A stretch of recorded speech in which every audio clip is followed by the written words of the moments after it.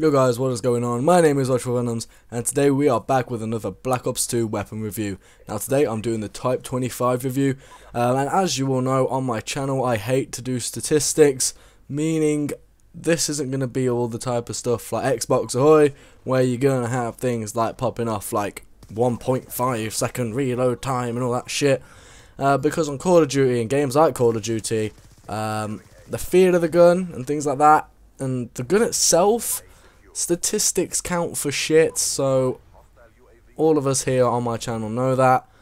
Well, I'm guessing, I'm hoping we do. So with that in mind, let's get on with the review.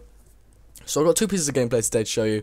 The first is obviously on this map. I've completely just gone dead, lost it, completely out of my mind.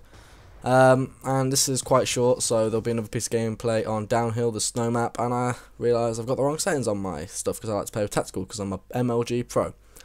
So starting off with this weapon, the Type 25 for me is one of those assault rifles that time in and time out I will go back to and use again, because it's one of those assault rifles that you really get a solid performance with. Now what I mean by this is that certain assault rifles, they can seem really good, and I don't know why, but then other times it just seems like the shittest thing you have ever used on the planet. But with the Type 25 you get a constant kind of, the gun feels good, the recoil feels nice, the whole mechanics of the gun really do feel good.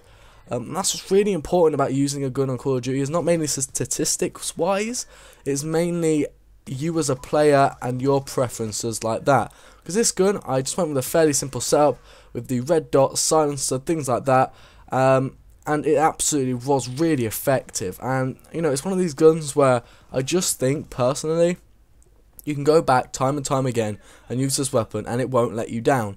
Yeah, it's not the most overpowered weapon, and yeah, you're going to have to, you know, think a bit tactically to get your kills, and to do well you're going to have to do a bit of work yourself.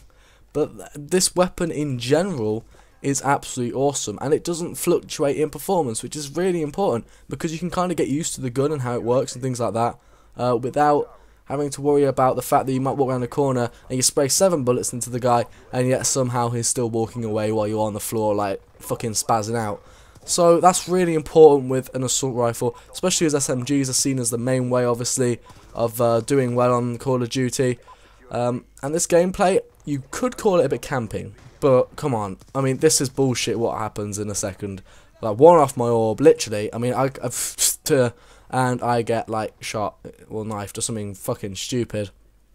If I would have got my orb, there we go, if I would have got my orb, then I would have had like a very, very nice gameplay, and I've nearly just dropped my microphone on the floor, so that was a complete fail.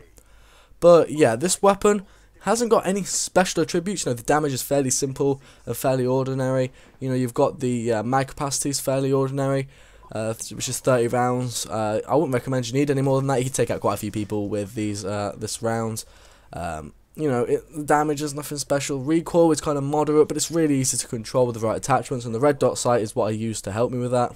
With the silencer, the gun feels great and it performs great, and that's one of the most important things about any gun on Call of Duty.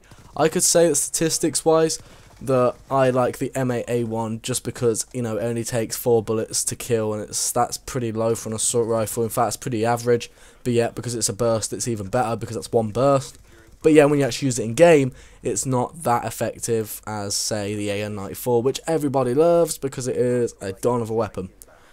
So, obviously, Type 25, make sure you do use it and take into consideration your preferences for the gun. I mean, this is an amazing gun, and it should be used and shouldn't be tossed aside because of its statistics, which I think is where a lot of Call of Duty players go wrong with these weapons, is that they'd rather use the PDW and things like that because it's like overpowered as fuck, and they just think, I'll do well with this if I use it. And granted, you do well, but really you're not getting anywhere, I don't think, as a Call of Duty player. You're not really enhancing your skills at all, because you're just going for the most overpowered choice 24/7. And that's the thing I don't get about a lot of Major League gamers, or MLG, is that they use the most overpowered weapon on the game to do well, and yet when it comes down to using a weapon in a competition that's been set on purpose for players who show skill and not just use the weapon functionality to their advantage, they really do fail. So the Type 25, guys, thanks for watching. I'm VirtualVenomZ here. Don't forget to click that subscribe button, like this video, and leave a comment of what weapon I should do next. Alright guys, I'll see you in a bit.